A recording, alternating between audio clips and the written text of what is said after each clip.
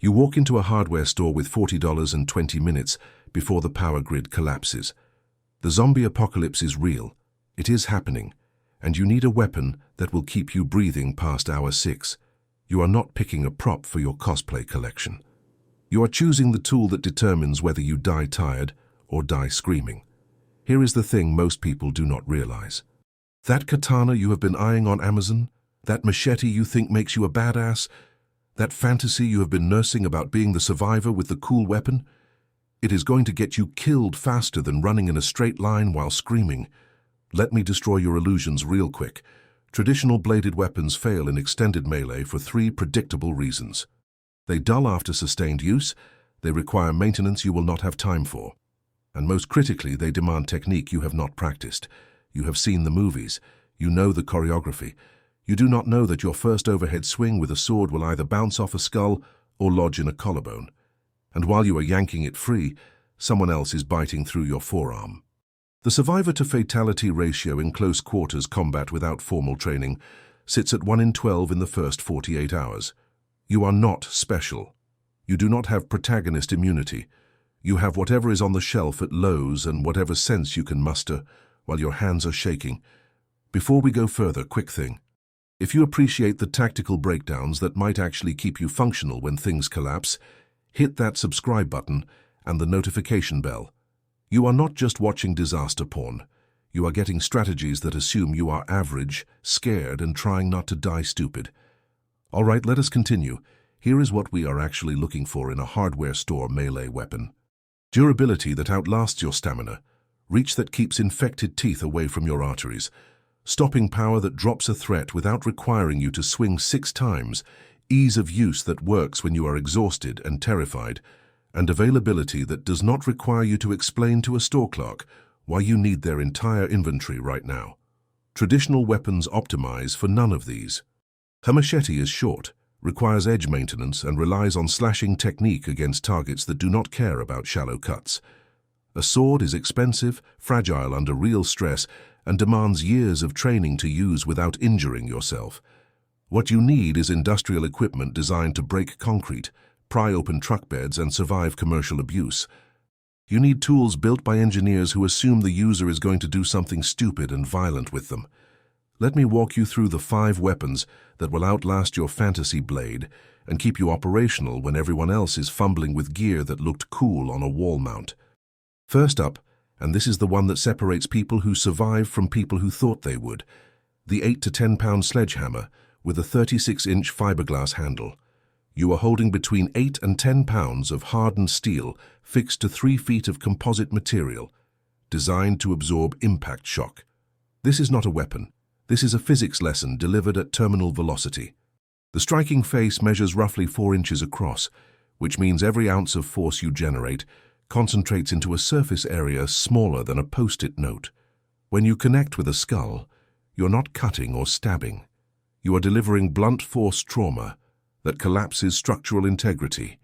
Bone does not bend, it shatters.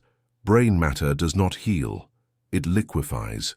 One clean hit to the cranium, and your target drops without the thrashing, without the grabbing, without the 5-second window where they are still functional enough to sink teeth into your throat. The reach alone makes this invaluable. 36 inches of handle plus the length of your arms puts you at roughly 5 to 6 feet of total range. That is 2 full body lengths between you and infection. Compare that to a machete at maybe 24 inches total, and you start to see why close quarters combat is a death sentence when your weapon requires you to get within grabbing distance. You swing, you connect, you step back, you reassess. You do not trade blows, you do not get into grappling range. You deliver consequences from a position of geometric advantage. Here is the reality check nobody wants to hear. This weapon is exhausting. 10 pounds does not sound like much until you have swung it 15 times in 3 minutes, while your heart is trying to escape through your rib cage. Your shoulders will burn, your grip will fail. You will need both hands, which means you are not opening doors, not checking your phone, not doing anything except committing to the swing. But here is the thing. You do not need to swing 15 times if your first 3 swings are decisive. Fatigue is a resource management problem. You conserve energy by making every motion count, by choosing engagements you can win, by not turning every encounter into a sustained brawl. I give this a solid 9 out of 10 for stopping power and an 8 out of 10 for practicality. The weight is the price you pay for effectiveness. That brings us to option number 2, and this is the one that deserves more respect than it gets. The 18 to 24-inch pry bar, also called a crowbar, weighing in at around 3 to 5 pounds. You are looking at a solid steel lever designed to pry open crates, pull nails, and generally disrespect the structural integrity of whatever it touches. This is your multi-tool. This is your problem solver. This is what you grab when you need a weapon that does not just kill but opens doors, breaks windows, moves debris, and still functions as a striking implement when things get personal. The beauty of a pry bar is the force multiplication. Leverage is physics doing your job for you. You wedge the curved end into a gap, you apply pressure, and you generate thousands of pounds of force without needing to be strong. Doors that would take minutes to kick down, you pop them in seconds. Windows that would slice your hands open, you shatter them from a safe distance. Skulls that would resist a knife, you hook the claw behind the jaw and you pull, and bone separates like it was designed to fail. The pointed end concentrates force into a surface area measured in square millimeters. When you stab downward, you are not relying on edge retention or blade geometry. You are driving a steel wedge through whatever is in the way. The weight is manageable enough to carry all day. 3 to 5 pounds means you can sling this through a belt loop, hang it from a pack strap, keep it in hand without your arm going numb. You are not committing to a two-handed swing every time you need to act. You can jab, hook, strike, pry, and defend without needing to plant your feet and wind up. Speed matters when you have less than a second to react. This weapon gives you options. It lets you improvise. It does not lock you into a single attack pattern. But let us be clear about the limitations. Reach is limited. 24 inches is better than a knife, but worse than anything with a real handle. You are still getting within arm's reach of whatever you are trying to put down, which means you are risking a grab, a lunge, a bite, if your timing is off by half a second. The curved design is brilliant for prying, but it makes clean strikes tricky. You need to aim for the flat side of the head or the pointed end. Anything else and you are glancing off bone instead of breaking it. I rate this a 7 out of 10 for versatility and a 6 out of 10 for primary combat use. This is your backup weapon, your tool weapon, your every situation except a straight fight weapon. Third on the list, and this is where we get into weapons that people underestimate until they see the damage. The pickaxe with a 36-inch handle and a 6-pound head. You are swinging 6 pounds of steel shaped into 2 distinct striking surfaces. The pick end tapers to a point designed to crack asphalt and split bedrock. The adze end is a flat blade meant to chop through roots and clay. Both ends are built to penetrate, to drive through resistance, to ignore surface hardness and reach whatever is underneath. When you swing this at a skull, you are not hoping for a knockout. You are guaranteeing penetration. The pick end is your armor-piercing option. Bone is hard, but bone is not bedrock. The taper concentrates force into a point smaller than a pencil eraser. When you connect, you are driving steel through skull plating and into brain tissue. This is not a survivable injury. This is not a get-back-up injury. This is a lights-out, motor functions offline, threat-neutralized injury. The adze end gives you a chopping option for when you need to clear obstructions or when your target is at an angle where a point will not land clean. You swing down, you connect, and you deliver blunt force trauma mixed with cutting edge. It is a sledgehammer with a blade. It is a pry bar with reach. It is both and neither, and more effective than either alone. Reach puts you at 5 feet minimum. That is sledgehammer territory. That is safe zone territory. You swing from outside grabbing distance, you land your hit, you step back before the body drops. You do not need to commit to a follow-up. One swing settles most encounters. The weight distribution makes this easier to control than a sledgehammer. 6 pounds on a 36-inch lever is manageable. You can adjust mid-swing. You can redirect if your target moves. You are not locked into a predetermined arc. But here is where it gets ugly. The penetration that makes this weapon devastating also makes it a trap. You drive that pick through a skull, and you are yanking it back out while the body is collapsing. If you do not pull at the right angle, if the bone splinters and grips the steel, if your hands are slick with sweat or blood, You are going to spend 3 seconds wrestling with a corpse while the next threat is closing the gap. 3 seconds is enough time to die twice. You need to swing smart. You need to aim for targets that allow clean exits.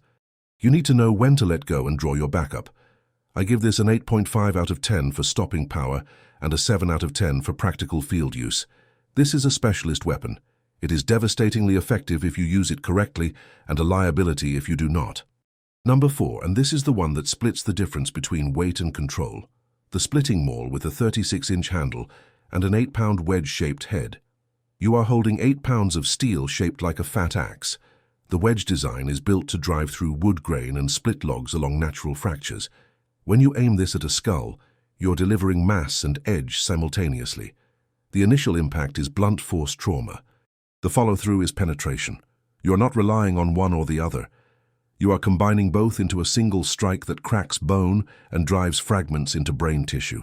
The weight is significant but manageable with technique. 8 pounds on a 3-foot handle generates momentum that does most of the work for you. You do not need to muscle it. You lift, you let gravity assist, you guide the path, and you let physics deliver the damage. This is easier to swing repeatedly than a sledgehammer because the weight distribution favors the head. You are not fighting the tool. You are directing it. The wedge shape also means you are less likely to get stuck. The taper pushes material aside as it penetrates. You hit, you split, you pull back, and the head comes free without requiring you to plant your foot on the target and heave. Reach is identical to the sledgehammer and pickaxe. 36 inches of handle puts you outside immediate danger. You swing from a position where you control engagement distance. You do not need to close in. You do not need to take risks. You plant your feet, you swing, you connect, and you disengage before your target has a chance to respond. The pole end of the head, the flat back opposite the edge, gives you a secondary striking surface. If your edge lodges, if your angle is wrong, if you need blunt force without worrying about getting stuck, you flip the maul and you use it like a sledgehammer. This is a 2-in-1 weapon. This is a backup plan built into your primary tool. The downside is the same as any heavy weapon. Fatigue is real. You swing this 10 times in 5 minutes, and your arms are going to start lying to you about their ability to lift. You are going to miss swings you should make. You are going to plant your feet wrong. You are going to create openings in your defense because you are too tired to recover fast. This is not a weapon for sustained encounters. This is a weapon for decisive engagements. You swing, you kill, you move, you do not stand and trade blows.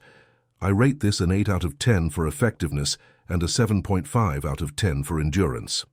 This is a primary weapon for someone who understands that combat is a sprint, not a marathon. And finally, the weapon that almost nobody considers and absolutely should, the digging bar, also called a spud bar, which is a 60-inch steel rod weighing around 16 pounds with a chisel point on one end and a flat tamping head on the other. You are hauling 16 pounds of solid steel that spans a full 5 feet. This is not a tool. This is a javelin. This is a pike. This is a medieval weapon recreated by civil engineers who needed to break through hard-pan soil and concrete footings. The chisel end is designed to penetrate compacted earth. It will penetrate bone. The flat end is designed to tamp down fill. It will flatten skulls. The reach is unmatched. 60 inches of steel means you are operating at 6 to 7 feet of total range when you include your arm length. That is outside lunging distance. That is outside grabbing distance. That is outside every close-quarters threat except a sprint. You plant the butt end against your hip. You angle the point forward, and you thrust. You do not swing. You do not need momentum. You drive 16 pounds of steel in a straight line, and whatever is in front of that chisel point is going to have a new hole in it. This is your defensive weapon. This is your hold-the-line weapon. This is what you use when you need to create space and you do not have room to swing. The weight makes this slow to maneuver. 16 pounds in a straight line is easy to control. 16 pounds while you are pivoting, while you are backpedaling, while you are trying to redirect because your target moved left instead of right. That is a physics problem you are going to lose. This weapon excels in narrow spaces where you can brace against a wall and thrust forward. Hallways, doorways, stairwells, anywhere that funnels threats into a predictable path. You set up, you wait, and you punch holes through whatever enters your kill zone. In open ground against multiple threats from different angles, this becomes a liability. You cannot swing it fast. You cannot redirect mid-thrust. You are committed to your attack vector the moment you start moving. But here is the thing that puts this weapon in a different category. Durability is absolute. This is a solid steel rod. It does not have edges to dull. It does not have joints to fail. It does not have a head that can break loose from the handle. You can drop this off a building, drag it through gravel, use it as a pry bar, use it as a battering ram, and it will still function exactly as intended. This weapon will outlast you. I give this a 9 out of 10 for reach and durability and a 6 out of 10 for versatility. This is a defensive specialist. This is what you use when you need to hold a position and nothing else matters. So let us talk survival ratings, because this is where fantasy meets concrete reality. You walk into a hardware store, you grab one of these 5 weapons, and your chance of making it past the first week jumps from 20% to maybe 60%. That is not a guarantee, that is not plot armor. That is the difference between having a tool designed for impact and having a decorative blade that requires skills you do not possess. These weapons share 3 critical traits. They are durable enough to function after sustained use, they are simple enough to use without training, and they are heavy enough to end encounters with single strikes. The practical advice is simple. You prioritize based on your situation. If you need maximum stopping power and you can handle the weight, you take the sledgehammer. If you need versatility and you are planning to move through buildings, you take the pry bar. If you need armor penetration and reach, you take the pickaxe. If you need balance between weight and effectiveness, you take the splitting maul. If you need defensive reach and you are holding a position, you take the digging bar. You do not take all 5. You do not overload. You pick one, you learn its strengths, you acknowledge its weaknesses, and you stay alive by playing to those strengths. And here is the final truth that separates survivors from casualties. No weapon, not a single one, makes up for poor tactics. You can have the perfect tool and still die because you ran when you should have hidden, because you fought when you should have evaded, because you assumed that having a weapon meant you were safe. These tools give you options. They extend your survival window. They let you defend yourself when defense is the only choice left, but they do not make you invincible. They do not give you permission to take risks. They are tools, not talismans. Your survival depends on knowing when to swing and when to walk away. It depends on conserving energy, picking battles, and understanding that every encounter you avoid is an encounter you survive by default. These weapons buy you time. They buy you distance. They buy you the chance to make better decisions. What you do with that chance is on you. All right, your turn.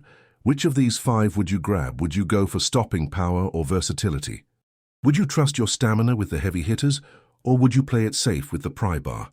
And be honest, no plot armor, no fantasy scenario where you are somehow stronger and faster than you actually are. Just you, a hardware store, and a choice that determines whether you see sunrise tomorrow. Drop your answer in the comments. Tell me which weapon you are taking and why. Explain your logic. Let me know where I am wrong, because I guarantee some of you have field experience that changes the math.